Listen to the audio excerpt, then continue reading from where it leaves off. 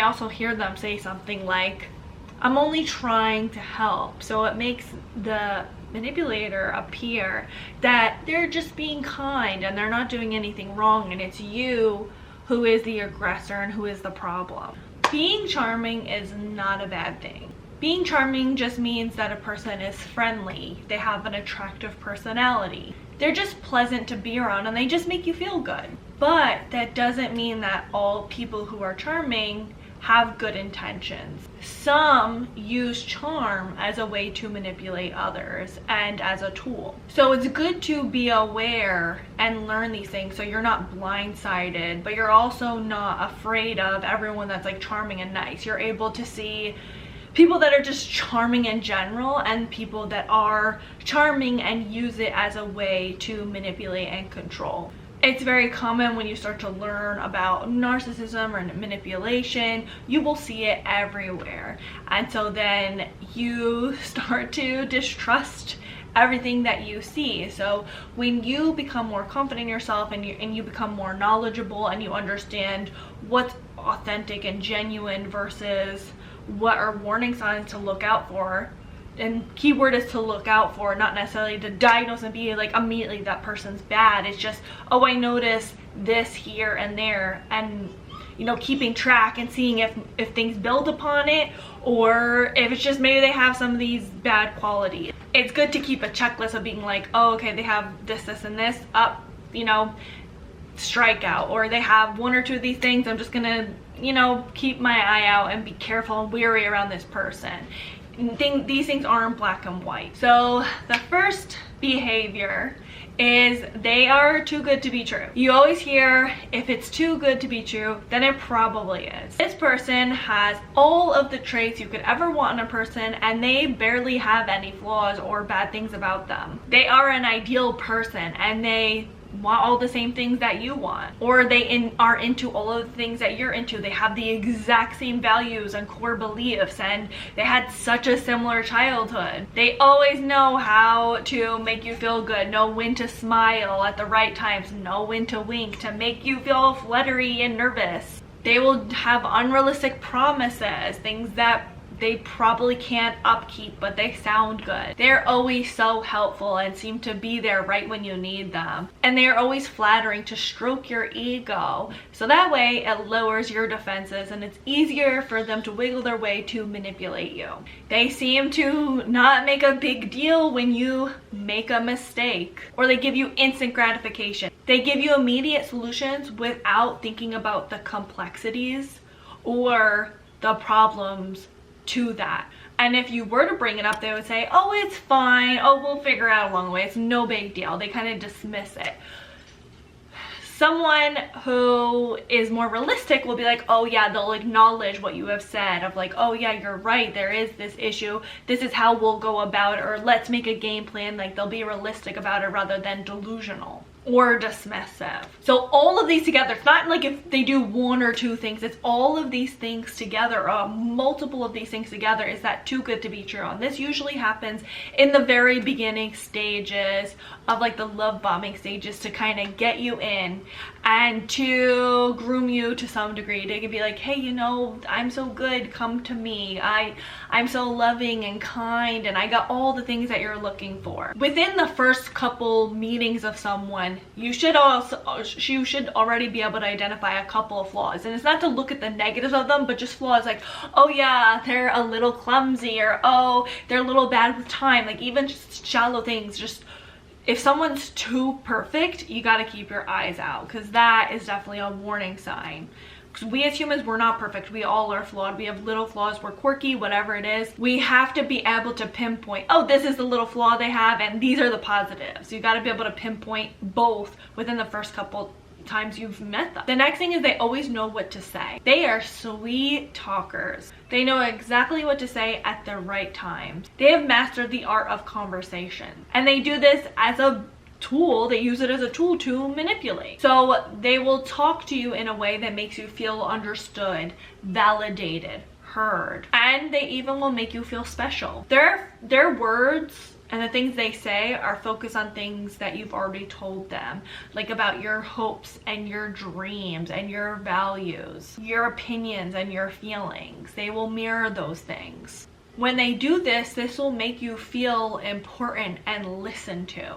And it will make you feel appreciated, but they use this to their own advantage and they use this for their own agenda. Their goal is to direct you exactly where they want you to be, and whatever that is, it's individual for each manipulator. So they basically use charm to disarm you and then to control you. So these are a lot of things you'll see in the beginning stages. As time goes on, you will start to see other things, like that they never take accountability. Somehow they have an excuse for everything. It's never their fault, and if they do claim it's their fault, they have some big excuse for why they did what they did. And they have a good reason, or it was caused by someone else and they had to do this certain thing because of someone else. They also may be playful about it and be like, oh, it was your fault, you made me do this thing. But deep down, they're actually being genuine, that they really think that it's your fault and it has nothing to do with them. The next is, you may see them play victim. The goal is to play on others' emotions by complaining about things that happen to them. They use this as a way to get others sympathy and empathy and for others to feel bad for them. And they know the more you feel bad for them, the more likely you'll be vulnerable with them and see them as someone to be vulnerable with, and someone they can use to take care of them and the things that they need. They may use trauma as a weapon or an excuse that they tell over and over again. Oh, I'm sorry I did this. It's because I didn't have a father growing up, and they'll tell this whole sob story. Or they also may have a martyr complex where they act like they sacrifice themselves in the benefit of others. They will over-exaggerate hardships and the things that they do or the things they go through or the things that happen to them in order to get your care and in order to get your attention or whatever they're seeking at the time. They may even use it as a way to manipulate you to do their work or to take care of responsibilities that they need to be taken care of. Another thing is they are mysterious, or they control information. So there's always that mysterious guy or girl that doesn't reveal a lot of things. Maybe they'll give very surface level shallow answers, or they will start to share something and they'll be like, oh, never mind. It gets people intrigued in them, and that's exactly what they want. They want the person to tune in and become addicted to them. So when you ask them a question, they may give a vague answer that will want you craving more information. So you're not really truly aware of their intentions or why they do the things that you do. They may withhold details, and when they withhold details, it creates an environment where it makes the person they're trying to manipulate have to rely on the manipulator for more clarification.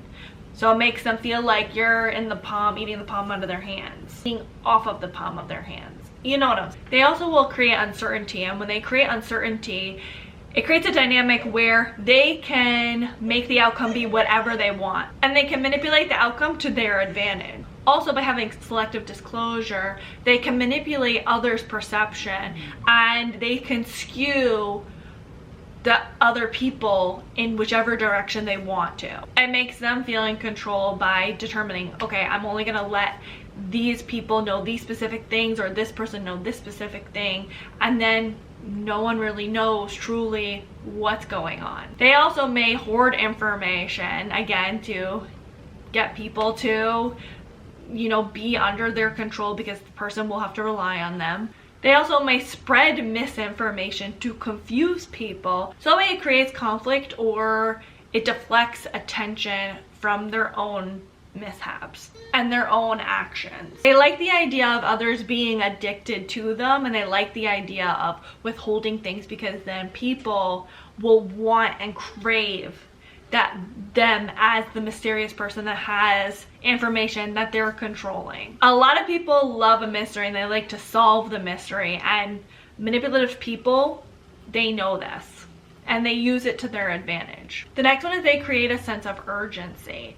This especially is a tactic that affects people that have anxiety or people pleasers, because they feel this sense of, oh no, I have to get back to this person immediately and I have to do X, Y, and Z, otherwise there will be this consequence. Maybe they'll be mad at me, or there's going to be some type of bad action that will happen. And usually they will enforce this of like, hey, if you don't do this thing, then this bad thing is going to happen. And it's really so that way they can get what they want. It's a sense of entitlement, and it's a way for them to get exactly what they want when they want. So they'll do this by doing things like limited time offers. Oh, I'm only doing this at this time, and if you're not here, then you're SOL. They'll have artificial deadlines of, oh, if you don't get back to me, then I'm gonna go have to ask someone else. And these may seem completely normal, but it's really the intention, because it is normal. Like, hey, listen, like, I'm going to a concert, I need to know by this day if you're able to go. Like, that's completely normal. It's not about that. It's about they'll make up some BS that they have to know by these times, otherwise, you know, they're going to go with someone else, even though they don't actually need to know by these times. It's the unnecessary pressure. In a more professional setting, they may have high pressure sales. So they may use aggressive approaches to get you to sell or buy immediately when there's no real urgency again. And they also play on this by using your emotions, by making it appear that it's exciting, and you're losing out on this excitement if you don't do it. There's also, you know, urgent problems, maybe calling you a million times, making it seem like there's this urgent problem that you have to take care of. They either exaggerate by the crisis, or even they make it up. They really just want that control of getting that immediate response and that instant gratification. They also will play on people's FOMO of like, hey, if you don't do this thing, you're really gonna miss out. They don't respect other people's no's, and they make it appear that they're gonna miss out on this once in a lifetime opportunity if they don't do this thing. And again, it's that urgency of like, you need to do it, and it's really for their own selfish needs and their own selfish agenda rather than what's best for the other person. Now, this alone, again, like I said, a lot of things alone, it doesn't mean that it's manipulative. It's more so about the frequency and also the intention behind it. So if someone's like, hey, listen, like, this is a once in a lifetime opportunity. Like, if there is something like, for instance, a college scholarship, that's not necessarily to manipulate the other person. It's actually a fact that, you know, there's a possibility of missing out on this once in a lifetime opportunity. So again, it has to do with the intention and what is reality. Inconsistent behavior. Now, here's the thing. We as humans, we have ups and downs. That's completely normal. But with a charming person that is more of a manipulator, they have such extreme hot and colds where it's like, what's up? Are you up or are you down? What's going on? This is basically a type of intermittent reinforcement where they are having such high moments where they're charming and it feels so good, and then during those random low moments, it will seek people to want their validation and approval. It really keeps people on edge and being like, okay, when is this person gonna turn? Because they want those high highs. They want the charming person rather to make them feel good again, because it feels so warm and fuzzy and good. There also will be mixed signals, that they will contradict things that they say, and this is where you will see their actions don't match their words. So they'll say one thing but do another. They may say everything's fine but then roll their eyes. They may say, this is basically a type of intermittent reinforcement where they are having such high moments where they're charming and it feels so good, and then during those random low moments, it will seek people to want their validation and approval. It really keeps people on edge and being like, okay, when is this person gonna turn? Because they want those high highs. They want the charming person rather to make them feel good again, because it feels so warm and fuzzy and good. There also will be mixed signals, that they will contradict things that they say, and this is where you will see their actions don't match their words. So they'll say one thing but do another. They may say everything's fine but then roll their eyes. They may say that they'll be there for you, but then they're nowhere in sight when you need them. They may show interest and then withdraw without an explanation. They also may do things like have inconsistent communication. Sometimes they're like the best talkers, they'll talk through everything, and then other times they just bounce and they're distant or they're cold or they're not talking to you the way that they used to talk to you. Sometimes they're really supportive and other times they're really mean. Sometimes they're really validating and other times they're overly critical. They also will do things like change the rules. And so it always changes the expectations of the other person, and the other person doesn't know how to read this manipulator. It can make the other person feel really insecure, which then will make them want to try to find and form some security. You may also see them have inconsistent commitments where they'll be really committed to one thing and then they'll be really aloof when it comes to another, even if both situations are important. Even their availability is unpredictable. Just a lot of things are so inconsistent with them and it's unpredictable, and you can never get a good understanding of this person. That's exactly the way that they like it. Another thing is these people purposely pick people that they know have a hard time saying no or that often play guilty.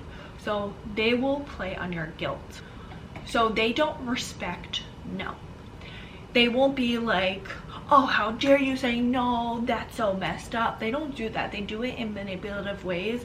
For instance, by saying things like, oh, you can't, I guess I'll have to do this by myself even though I'm really exhausted. Or they will be passive aggressive towards you, like somebody can't do their job. Or they may say things like, if you really love me, you would do X, Y, and Z. Or they may use your values as a way against, as a method against you by saying something like, family always sticks together. Like, that's kind of messed up to do something like that. They may exaggerate the things they go through to make you feel bad. They just outright will guilt trip you, and they will say things like, you know, I've done X, Y, and Z for you in the past, you know, you really owe me a favor. And they just will keep a tally and a score and constantly remind you of how they've helped you or all the things they do for you. So it'll feel like constant guilt trips. It'll feel like emotional blackmail, you know, saying things like, you'll make me sad if you don't do this thing. And it will feel bad, but it's not outright where they're yelling or they're aggressive. It's a very passive aggressive way to make you constantly feel bad. And if you're not aware of these things, you won't understand or realize how the things they're saying make you feel. You'll just be like, oh, you know, I do owe them, or oh, you know, they do work really hard, I should take care of them, or do all these things. Like, you're not taking into account that they're not respecting you as a person, and they're not respecting the fact that you can say no even if they've done 100 things for you. The next one is gaslighting, and this is a big topic nowadays, but it truly means to deny reality and make the other person feel crazy or appear crazy. Gaslighting is a big thing manipulators do, because when you make someone feel crazy or question the reality,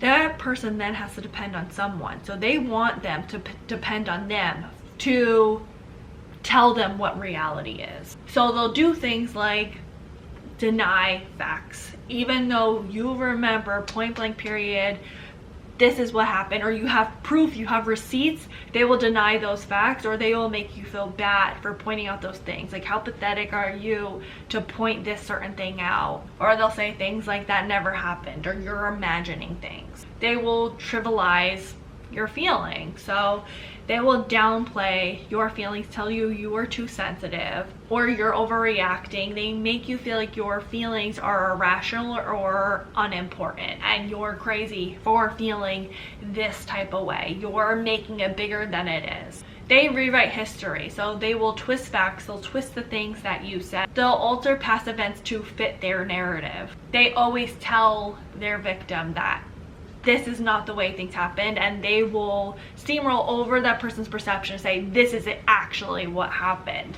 And here's the thing, it's normal for two people to remember things differently, but it's so important to validate that other person's experience. Say, listen, this is your perception, this is the way that you recall it, this is my perception, this is the way I recall it. There's probably truth in both of our perceptions. That's a more healthy way to do it rather than completely being like, that's not what happened, you're completely making it up. They also will project where they are accusing the other person of doing the behaviors that they're doing. And it's really because we can't suppress things. They eventually have to come out. There's things that the manipulator is ashamed of and they don't want to admit, but like we know it's happening, everyone knows it's happening, but they're trying to not bring awareness that they're the one that's doing it. So the way that it's coming out is by saying that you're the one who is doing it. They also will use confusion. So they will make you feel confused about what's going on, reality, the information, everything. And they will behave very inconsistently to create this confusion. And it makes it really hard for you to trust your own judgment because there is such confusion and there's no real clear answers, and they are again withholding it from you. They also will do something like have fake concern, like, I'm really concerned about your mental health, you've been falling off lately, you've been acting a little crazy, you really need to get into therapy, something's off with you, something's wrong with you. When you are being perfectly fine, they're the only one that is making these claims. You may also hear them say something like, I'm only trying to help. So it makes the manipulator appear that they're just being kind and they're not doing anything wrong, and it's you who is the aggressor and who is the problem. The gaslighter will also subtly undermine the victim's confidence and abilities, often through backhanded compliments or even condescending remarks. Again, there's that passive aggression. And then again, because they do not take any accountability, they will shift the blame onto you and blame you for things that are not your fault. Like, for instance, let's say you guys were up late talking and they're like, yeah, I'm so tired, it's your fault, you kept me up and I had messed up at work and I missed my bus all because you made me stay up late. When in reality, they are in control of their own sleep. You didn't do anything, you were just talking and they made it appear that it was okay to talk that late. And you'll really know that you've dealt with gaslighting if you genuinely feel crazy, you're constantly second guessing yourself, you're not listening to yourself, you're always listening to the other person, you're always doubting yourself. Those are huge signs that you've been gaslit. And I have more videos on gaslighting that I will leave right. And the last one is conditional kindness.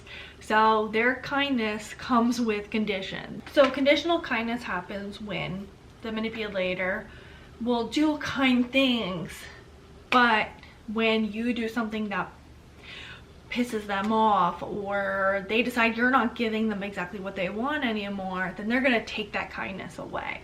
And here's the thing, it is normal for people to set boundaries and be like, hey, listen, I've been doing a lot and I don't feel like, I've been getting respect back, or I feel like I've been overly giving and I'm starting to feel resentful. Like, that's normal.